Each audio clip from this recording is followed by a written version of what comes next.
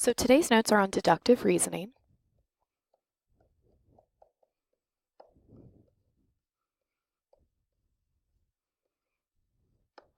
And this is a little bit different from inductive reasoning.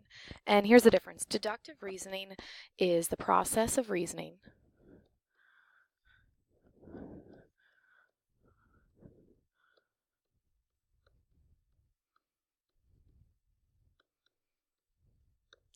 logically.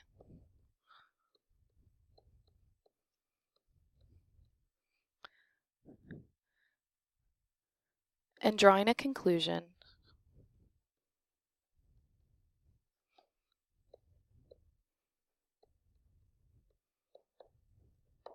from given facts.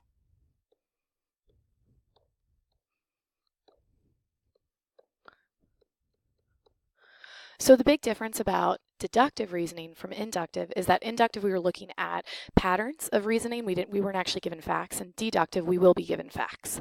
We're going to use those to come up with a conclusion, with a conjecture. So the first big part of deductive reasoning is called the law of detachment.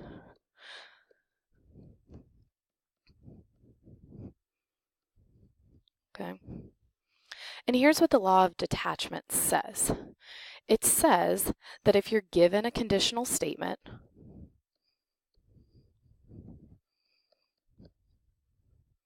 and when I say conditional, I mean if then,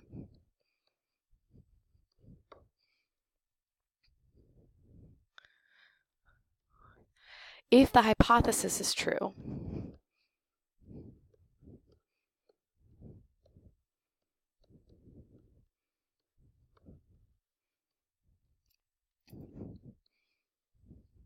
then the conclusion is true.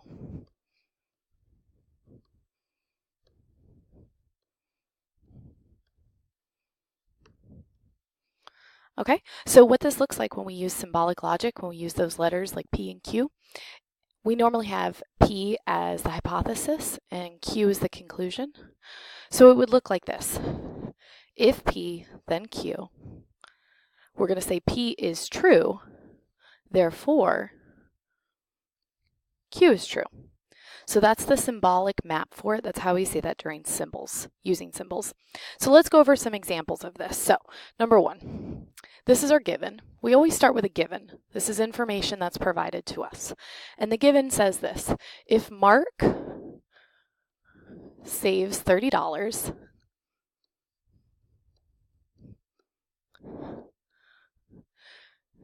then he will be able to buy a new game.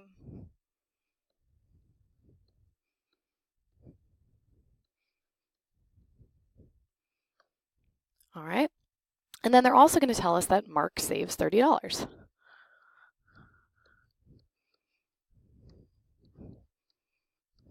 Okay. So let's look here. We have our hypothesis. If Mark saves $30, that's our hypothesis. That's our P. And then our conclusion, then he will be able to buy a new game. That's our Q. And then they're telling us that P, the hypothesis, is true. He saves $30. And that should be in yellow. That's our hypothesis. So we can conclude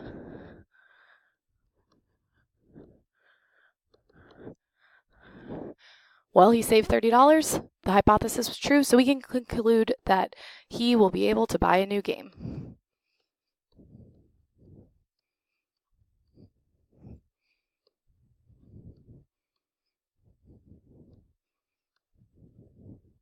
All right.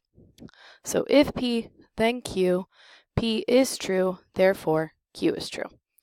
Pretty simple, not so bad. All right, let's try another one. So for this one, we have a given, and I'm going to abbreviate some of these words because it's going to be a lot of writing for these notes. So if a quadrilateral, I'm just going to put quad. You can do that too. If a quadrilateral is a rhombus,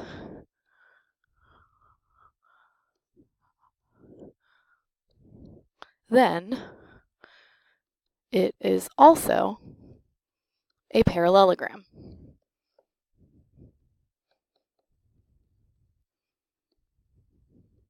Okay, so we have our hypothesis. if a quadrilateral is a rhombus, and then our conclusion, then it is also a parallelogram. And then we're also given that the quadrilateral ABCD is a rhombus.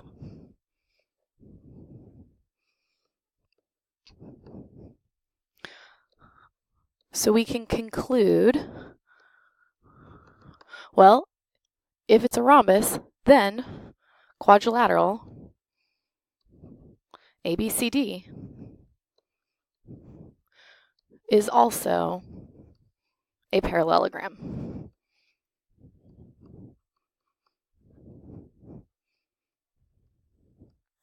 Okay. We were given the hypothesis and we can conclude the conclusion. Okay, so those are two examples when the law of detachment actually works. Let's see some examples when it might not work. So we're going to see some differences in there. So example number 3. So we have some given statements, what we start with.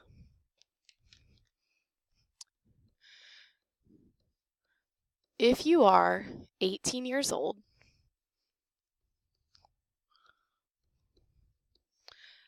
then you can register to vote.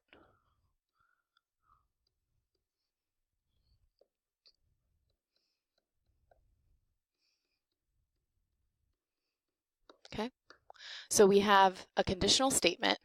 If you're 18 years old, there's a hypothesis, then you can register to vote. There's our conclusion. And we're also going to be given this. Sarah is not 18 years old. I'll abbreviate. Sarah is not 18 years old. Okay, well, that's not exactly our conclusion. It's actually, our hypothesis. It's actually not our hypothesis, but the rules say if you have if P then Q and you're given P, therefore Q, that's the rule. But in this case, we're given if P then Q, not P, therefore, well, we can't actually determine a valid conclusion. So we cannot draw a valid conclusion.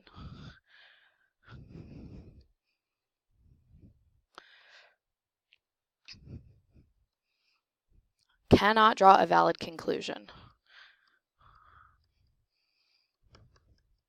And when I say valid just means that it makes logical sense. It's reasonable that a conclusion follows from the premises. And when you have something like this, it doesn't exactly fit into our concept map, so we cannot find a valid conclusion. Let's try one more example for the law of detachment and see if this works. So we're on number 4. We have a given statement, and here's what it says. If you plan to attend prom,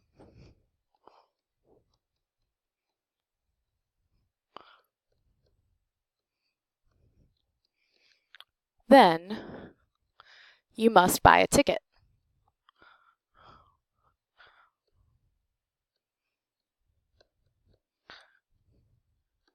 Okay. So we have our hypothesis, if you plan to attend prom, and our conclusion, then you must buy a ticket. And they're also going to tell us that Jay purchases a ticket. He buys a ticket.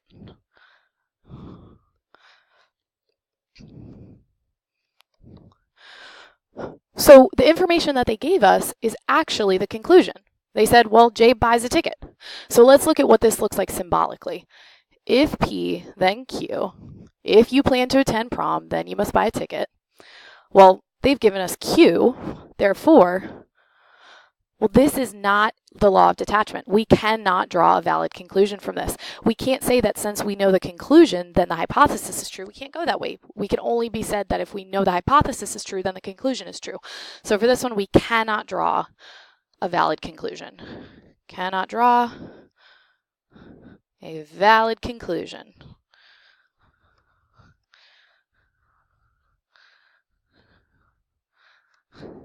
And this is where that word valid comes into play again. Remember, valid means it logically follows from something before it. It's reasonable. And If we're saying you plan to attend prom, then you have to buy a ticket, J buys a ticket, that doesn't mean necessarily that he's actually going to go to prom. We can't assume that. So there's no valid conclusion for this one. So we talked about the law of detachment. The next thing is law of syllogism. Law of syllogism. Okay.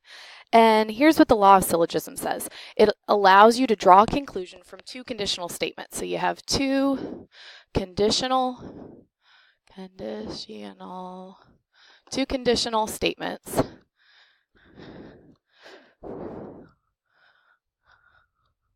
And it says the conclusion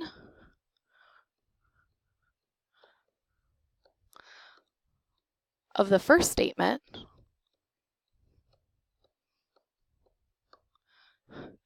is the hypothesis of the second.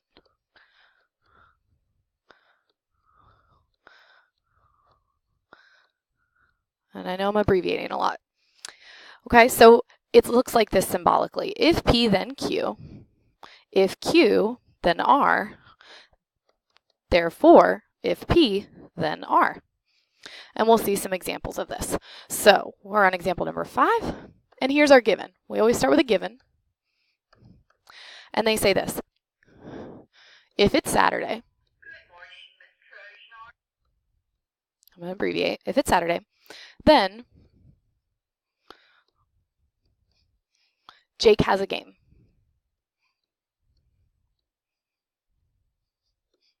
Okay. And also it says, if Jake has a game,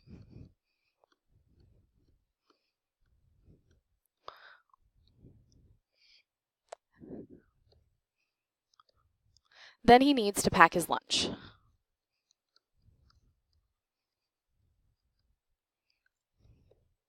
Got to pack his lunch, bring it to the game. So let's look at what we have. We have if it's Saturday, so that's our first hypothesis, then Jake has a game. All right, so that's our first statement right there, okay? That's the first statement. And then it says in the second statement, if Jake has a game, notice that's the same thing as the last conclusion. If Jake has a game, then he needs to pack a lunch. So there's our second statement right there. And what the law of syllogism says is that given P then Q, if Q then R, we can get rid of that middle Q and just say that if P is true, then R is true. So let's see what that looks like. We're going to write a conclusion.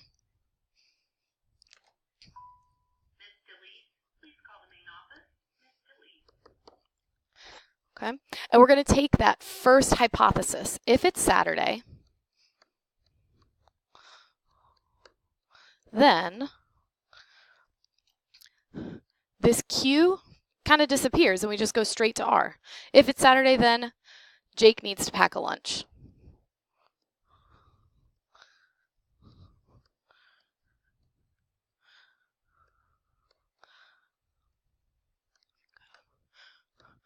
So we start with the original hypothesis and we end with the second conclusion. Okay, getting rid of that middleman.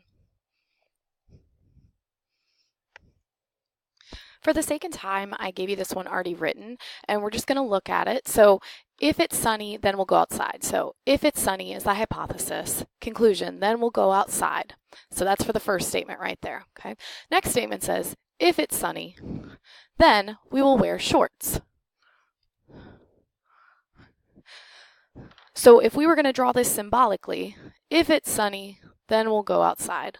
But the next statement says, if it's sunny, then we'll wear shorts. This does not follow the proper symbolic map, so this does not have a valid conclusion. For this last one, let's look at our hypothesis. If you shop at Target, then you will use your red card for the first statement. Next statement says, if you do not use your red card, then you will not get 5% off.